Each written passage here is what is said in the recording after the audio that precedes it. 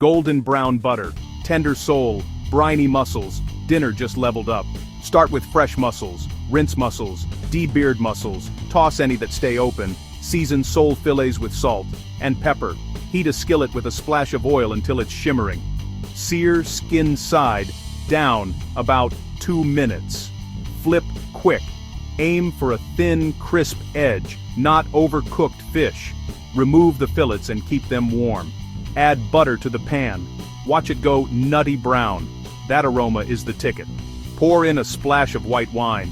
Scrape up the fond. Add a handful of peas. Add the mussels. Cover and steam just until the shells open, 1 to 3 minutes. Swirl the brown butter back in. Hit with lemon, chopped parsley, a pinch of chili flakes if you like heat. Plate the sole on a bed of peas. Pile on the mussels. Spoon over glossy brown butter sauce. Squeeze another lemon wedge.